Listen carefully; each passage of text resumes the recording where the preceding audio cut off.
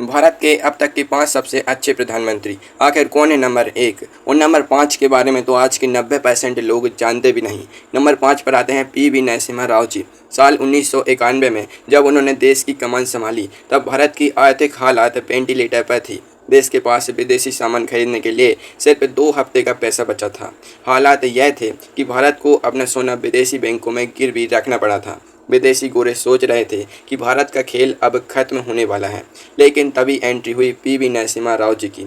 उन्होंने बिना किसी शोर शराबे के देश का पूरा आर्थिक सिस्टम ही पलट दिया। उन्होंने डॉक्टर मनमोहन सिंह जी को अपना वित्त मंत्री बनाया और देश में एलपीजी यानी लिबरलाइजेशन, प्राइवेटाइजेशन और ग्लोबलाइजेशन के रिफॉर्म्स शुरू कर दिए। सीधे शब्दों में कहें तो उन्होंने लाइसेंस राज का कबाड़ा निकाला और भारतीय बाजारों के दरवाजे दुनिया के लिए खोल दिए। पी.वी. नरसिम्हा राव जी को भारतीय राजनीति का चाणक्य कहा जाता है, क्योंकि उन्होंने एक अल्पमत की सरकार चलाई थी। उनकी पार्टी के पास पूरा बहुमत नहीं था, फिर भी उन्होंने तिकड़म और मैनेजमेंट के दम पर पूरे 5 साल सरकार चलाई। विपक्ष उनके सीधे पार से नहीं बल्कि उनकी रहस्यमय चुप्पी से डरता था। उनकी इस आर्थिक क्रांति का नतीजा यह हुआ कि भारत में विदेशी कंपनियां आईं, प्राइवेट नौकरियां पैदा हुईं और देश में एक नया मिडिल क्लास खड़ा हुआ। आज हम जो चमचमाती कारें, मोबाइल फ़ोन और IT सेक्टर देख रहे हैं, उसकी असली स्क्रिप्ट इसी शांत लीडर ने लिखी थी। उन्होंने सांप भी मर जाए और लाठी भी न टूटे वाली नीति अपनाकर देश को कंगाली के दलदल से निकाला। अगर वे 1991 में यह कड़ा फैसला न लेते तो आज भारत की आर्थिक स्थिति पिछड़े पड़ोसी देश जैसी होती। इतिहास ने भले ही उन्हें वो क्रेडिट नहीं दिया जिसके वे हकदार थे, लेकिन फैक्ट्स बताते हैं कि वे आधुनिक भारतीय अर्थव्यवस्था के असली खेबनहार थे। अब जब देश की जेब में पैसा आ चुका था तो बारी थी दुनिया को अपनी असली ताकत दिखाने की, और यह काम जिस नेता ने किया उनके नाम को सुनकर ही विरोधियों के पसीने छूट जाते थे। चले चलते हैं नंबर 4 पर कौन सा धुरंधर बैठा है। नंबर 4 पर नाम आता है अटल बिहारी वाजपेयी जी का। अटल जी की सरकार बैसाखियों पर थी, यानी 24 दलों की मिलीजुली सरकार थी, लेकिन उनके इरादे फौलादी थे। साल 1998 में उन्होंने प्रधानमंत्री बनते ही वो कर दिखाया जिसकी कल्पना महाशक्तियों ने भी नहीं की थी। उन्होंने 11 और 13 मई 1998 को पोखरण में 5 सफल परमाणु परीक्षण कर दिए। अमेरिकी खुफिया एजेंसी CIA हाथ में दूरबीन लेकर सोती रह गई और भारत परमाणु संपन्न देश बन गया। अमेरिका और यूरोप ने भारत पर कड़े आर्थिक प्रतिबंध लगा दिए, लेकिन अटल जी टस से मस नहीं हुए। उन्होंने साफ कह दिया कि हम किसी की धौंस में आने वाले नहीं हैं। उन्होंने ईंट का जवाब पत्थर से देना बखूबी सीखा था। अटल जी सिर्फ परमाणु बम तक सीमित नहीं रहे, उन्होंने देश के इंफ्रास्ट्रक्चर की पूरी सूरत बदल दी।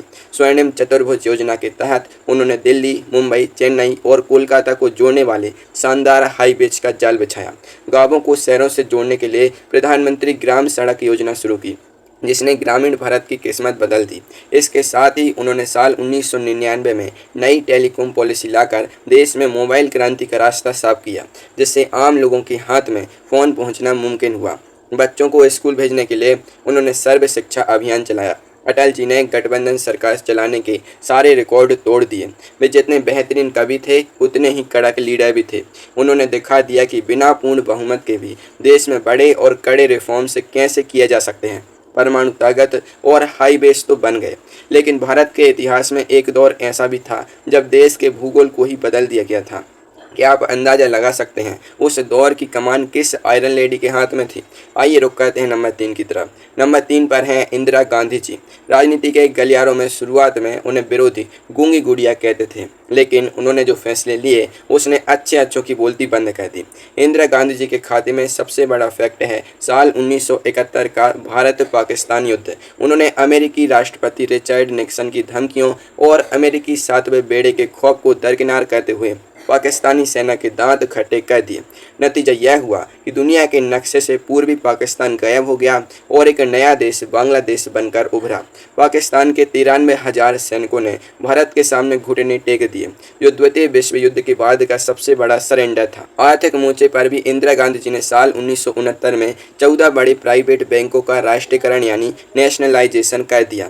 इससे पहले बैंक सिर्फ अमीर उद्योगपतियों की जागीर हुआ करते थे, लेकिन इस एक फैसले से बैंकों के दरवाजे देश के गरीब और किसानों के लिए खुल गए। उन्होंने राजा महाराजाओं को मिलने वाली पिबरी पर्स यानी सरकारी भत्ते को एक झटके में बंद कर दिया।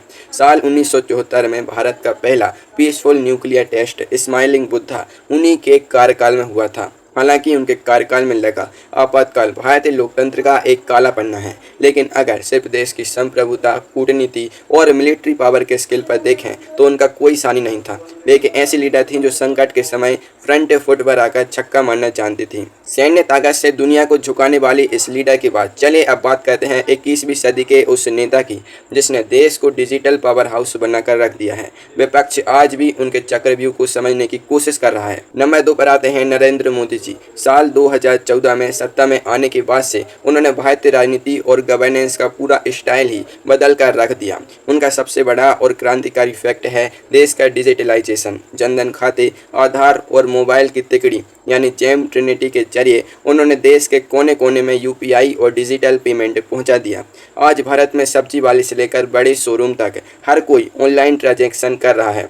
दुनिया के अमीर देश भी भारत के इस डिजिटल इंफ्रास्ट्रक्चर को देखकर दांतों तले उंगली दबा लेते हैं। भ्रष्टाचार पर लगाम लगाने के लिए उन्होंने डायरेक्ट बेनिफिट ट्रांसफर शुरू किया, जिससे सरकारी योजनाओं का पैसा सीधे गरीबों के बैंक खाते में पहुंचता है। बीच के बिचौलिए गायब हो गए। नरेंद्र मोदी जी के कार्यकाल में इंफ्रास्ट्रक्चर का काम रॉकेट की स्पीड से हुआ है। वंदे भारत जैसी मॉडर्न ट्रेनें, रिकॉर्ड स्पीड से बनते नेशनल हाईवेज और नए एयरपोर्ट्स इसके गवाह हैं। उन्होंने कश्मीर से आर्टिकल 370 हटाकर इतिहास के एक बहुत बड़े विवाद को हमेशा के लिए सुलझा दिया। पूरे देश में एक टैक्स सिस्टम यानी जीएसटी लागू करना और दिवालिया कानूनों में सुधार करना उनके बड़े आर्थिक रिफॉर्म्स हैं। उनके नेतृत्व में भारत दुनिया की 11वीं अर्थव्यवस्था से छलांग लगाकर 5वीं सबसे बड़ी अर्थव्यवस्था बन चुका है। वैश्विक मंचों पर आज भारत की साख इतनी मजबूत है कि बड़े बड़े देश भी भारत के रुख का इंतजार करते हैं। फैसले चाहे जितने भी विवादित रहे हों, लेकिन नरेंद्र मोदी जी ने यह साबित किया है कि उनके पास बड़े रिस्क लेने का जिगर है। अब सवाल यह उठता है कि इन सभी बड़े प्रधानमंत्रियों से ऊपर नंबर 1 के पायदान पर कौन बैठ सकता है। वो कौन था जिसने उस पिच को तैयार किया जिस पर आज के सभी नेता बैटिंग कर रहे हैं। चलिए फायदा उठाते हैं नंबर 1 से। नंबर 1 पर हैं पंडित जवाहरलाल नेहरू जी। साल 1947 में अंग्रेजों ने भारत को छोड़ा, तब देश की हालात एक टूटे हुए शीशे जैसी थी। देश में भयंकर गरीबी थी, साक्षरता दर सिर्फ 12% थी और चारों तरफ सांप्रदायिक दंगों की आग सुलग रही थी। ऐसे शून्य के माहौल से देश को शिखर की तरफ ले जाने का भगीरथ प्रयास जवाहरलाल नेहरू जी ने किया था। उन्होंने सबसे पहले भारत में एक मजबूत लोकतांत्रिक ढांचे की स्थापना की। जब दुनिया के कई नए आज़ाद देश तानाशाही और सैन्य शासन की गिरफ्त में जा रहे थे, तब नेहरू जी ने भारत में निष्पक्ष चुनाव करवाकर लोकतंत्र की जड़ें गहरी की। एक ऐसे देश में जहां सुई तक नहीं बनती थी, वहां नेहरू जी ने दूरगामी सोच दिखाते हुए आईआईटी, आईआईएम, एम्स और भाभा एटॉमिक रिसर्च सेंटर जैसे संस्थानों की नींव रखी। आज जो हम इसरो की सफलता पर छाती चौड़ी कहते हैं, उसकी शुरुआत नेहरू जी द्वारा बनाई गई इनको स्पार्क कमेटी से ही हुई थी। उन्होंने देश के भारी उद्योगों जैसे भिलाई और राउरकेला स्टील प्लांट्स और भाखड़ा नांगल जैसे बांधों का निर्माण कराया, जिन्हें वे आधुनिक भारत के मंदिर कहते थे। बिना किसी मजबूत बेस के इतने बड़े संस्थानों को खड़ा करना मुमकिन नहीं था। आज का भारत तकनीकी और वैज्ञानिक रूप से जो कुछ भी है, उसकी पहली ईंट नेहरू जी ने ही रखी थी। इतिहास की कई राजनीतिक गलतियों के बावजूद इस फैक्ट को नकारा नहीं जा सकता कि वे आधुनिक भारत के मुख्य वास्तुकार थे।